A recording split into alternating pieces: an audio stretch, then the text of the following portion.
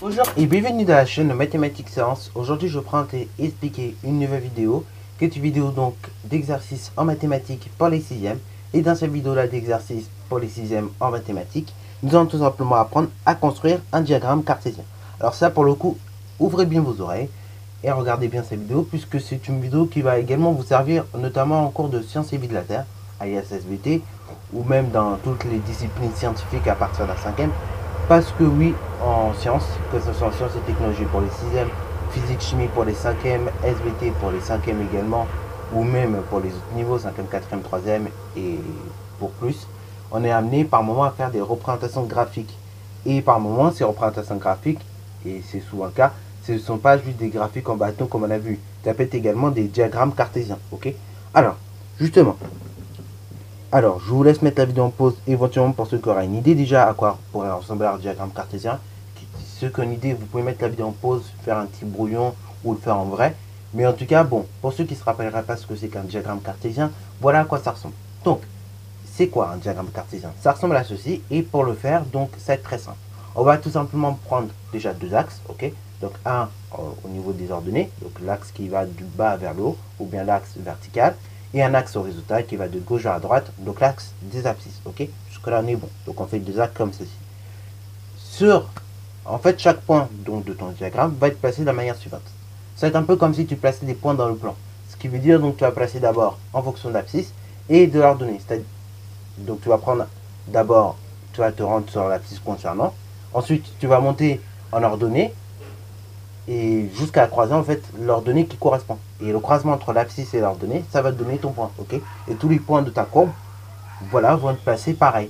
C'est-à-dire d'abord, on va, au niveau de l'axe des abscisses, on va monter jusqu'à atteindre l'ordonnée qu'il faut, ok? Et le croisement entre l'abscisse et l'ordonnée donnera ton point. Et chaque point, une fois qu'ils seront placés, et ben on va les relier soit à main levée, donc si c'est une courbe qui n'est pas droite, et soit éventuellement avec une règle si la courbe est droite, ok? Voilà, voilà. Bon, vous en 6e, en général, on aime bien vous faire les reliés droites, mais vous allez voir que malheureusement, il y a des courbes, c'est pas toujours droit. Et du coup, on est obligé de les relier tout simplement à main levée, comme sur le graphique que je vous montre, ok? Voilà, voilà. Mais des courbes comme certaines courbes de proportionnalité, par exemple, qui sont des cas particuliers, comme ici, et bien justement, elles vont pouvoir être reliées par des droites. Pour une simple et bonne raison, c'est qu'une courbe de proportionnalité a deux caractéristiques. Déjà, d'une, c'est une droite, et cette droite passe par ce qu'on appelle l'origine du repère. Je m'explique. En gros, le point 0, 0 de votre repère, c'est ce qu'on appelle l'origine du repère. Et donc, votre courbe de proportionnalité va passer par ce point-là, par le point 0, 0 en fait. Ok, voilà, voilà. Et donc, ce genre de courbe de proportionnalité, vont pouvoir être faites tout simplement à la règle graduée. Mais malheureusement, nous, dans certains cas, on ne va pas pouvoir le faire à la règle graduée. Ok? Et même en cours de sciences, vous verrez, la plupart du temps, vous allez souvent relier à main levée. Bon, assez parlé. Donc je vous laisse mettre la vidéo en pause, maintenant que j'ai bien parlé quand même des diagrammes cartésiens, pour réaliser le diagramme cartésien de ce tableau-là. Et puis après, nous allons tout simplement le faire en vrai, ok? Allez, c'est parti mon kit. Bon, déjà, diagramme cartésien, il y a un truc qu'il faut que vous mettez dans la tête. On se casse pas la tête. Déjà, la première des choses, on fait deux axes. Voilà. Du coup, ici, nous avons réalisé nos deux axes. Donc on a fait le plus dur finalement. Alors maintenant ce que l'on va faire, c'est qu'on va tout simplement graduer. Ok? Avant même de graduer, on va déjà donner des titres à chacun de nos axes. Alors là pour le coup, il n'y a pas d'effectif pour vous aider. Parce qu'à la limite, si on aurait eu effectif, je vous aurais dit on place ça sur l'axe des ordonnées. Ok? Qui part donc du bas vers le haut. Donc l'axe vertical, pour ceux qui préfèrent. Et donc justement, je vous aurais dit on fait comme ça. Mais là, malheureusement, et c'est la plupart du temps comme ça en physique, SVT, ou même dans les disciplines scientifiques, quand on a réalisé un diagramme cartésien comme ceci, et justement, on va devoir réfléchir un petit peu, ok, à qu'est-ce que l'on mesure et quelle est la grandeur qui va varier, ok, quelle grandeur va varier en fonction de quoi, ok. Donc ici, on est bien d'accord que tout simplement, ça va être la taille qui va varier en fonction de l'âge, ok, et pas l'âge qui varie en fonction de la taille, ok. Non, c'est la taille qui va varier en fonction de l'âge. C'est-à-dire, plus tu es grand, logiquement, plus ton âge sera réduit, ok? Donc, taille qui varie en fonction de l'âge, ok? Ah c'est bon, nous avons trouvé un moyen de pouvoir placer nos mots et nos axes. Donc ici, d'une part, on va mettre la taille. Donc la taille en centimètres. Donc ici, la taille en centimètres, c'est la grandeur que l'on mesure. Et l'âge, c'est la grandeur que l'on connaît plus ou moins déjà. Ok. Donc l'âge, ici, ce sera en an, en année. Ok, voilà.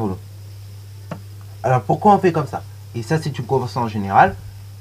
Parce que comme ça, au moins, le graphique se lit facilement. C'est-à-dire, sur l'axe des ordonnées, en fait, on met la grandeur que l'on mesure. Et sur l'axe des abscisses, on met la grandeur qu'on connaît déjà. Ok, voilà. Deuxième moyen aussi de vous souvenir, faut dire quelle grandeur varie en fonction de quoi. Donc là, par exemple, ce sera la taille qui va varier en fonction de l'âge. Ok, mais dans ce cas, c'est-à-dire que le premier mot que vous avez extrait, ça y est, il va sur l'axe des ordonnées. Et le second, il va sur l'axe des abscisses. Ok. Alors maintenant, deuxième des choses, c'est gradué. Ok. Donc là, je vois que j'ai 1, 2, 3, 4, 5, 6, 7, 8 carreaux pour représenter donc de 152 jusqu'à 176. Autrement dit, pour représenter donc 24 cm. Ok. Sur les 8 carreaux, si je regarde un petit peu, j'ai 4 petits carreaux dedans. Ok. Donc c'est-à-dire j'ai 32 petits carreaux au total. Ok. Alors là, je n'interviens aussi des petits carreaux également parce que ça va nous être utile. Ok. Donc j'ai 32 petits carreaux pour représenter donc les 24.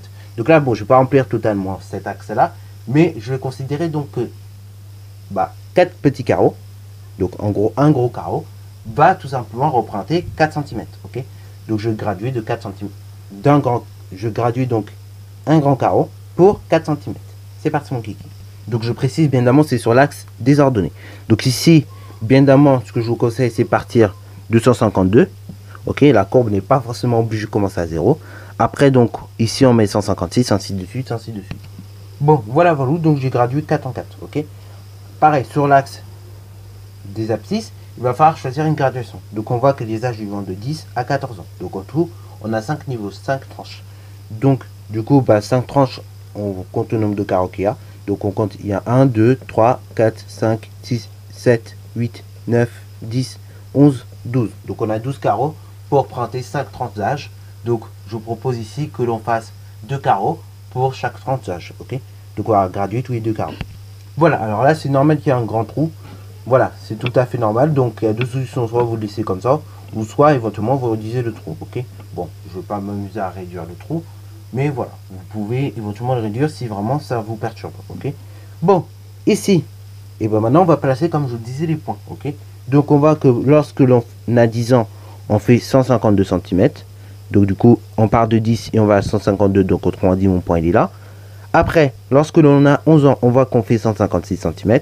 Donc, on part de 11 et on monte jusqu'à atteindre les 156. Ok. Lorsque l'on a 12 ans, et bien là, on voit très clairement qu'on fait 162 cm. Donc, 12 ans, je vais monter jusqu'à 162. Donc là, 156, 160 et là, 162. Ok. C'est entre donc les 160 et les 164. Et après, lorsque j'ai 13 ans, je vois que on fait tout simplement 1m68. Donc là, c'est ici. Et enfin, lorsque l'on a 14 ans, on voit qu'on fait 1m76. Ok, voilà. Donc on place comme ça les points, comme ci-dessous. Alors éventuellement, je vois certains qui feraient donc des titrés à droite à gauche. Bon là, je ne fais pas parce que ça risque de faire pas très propre, mais il y en a qui le font. Donc, vous pouvez également le faire. Alors, est-ce que la courbe, justement, on peut la faire à la règle? Parce que oui, si tous les points sont alignés, on peut. Là, on voit que très clairement, non, tous les points, ils ne sont pas alignés sur une même droite. Donc, ça serait compliqué de faire la courbe avec une règle. Ok. Donc, dans ce cas-là, on va tout simplement relier les différents points à main levée. Ok. Donc, on va relier à main levée et on va essayer de passer au plus près des points. Ok. Comme ci-dessous. Voilà. Donc, voilà l'allure de la courbe à peu près. Donc, bien évidemment, on essaie de passer au plus près des points et on évite la règle. Pour une simple et bonne raison, c'est que vous verrez plus tard. Bon, là, en classe de 6e, vous ne comprendrez pas, mais vous verrez plus tard en classe de 3e lorsque vous ferez les fonctions, notamment quand vous allez vouloir représenter ce qu'on appelle la fonction carré. Et c'est vrai qu'il est plus pratique de la faire à main levée la courbe, ok, puisqu'elle ressemble à ceci la courbe, ok. Et si vous commencez à mettre la règle, forcément ça va fausser les choses, ok. Donc du coup, voilà pourquoi on dit de représenter les courbes à main levée.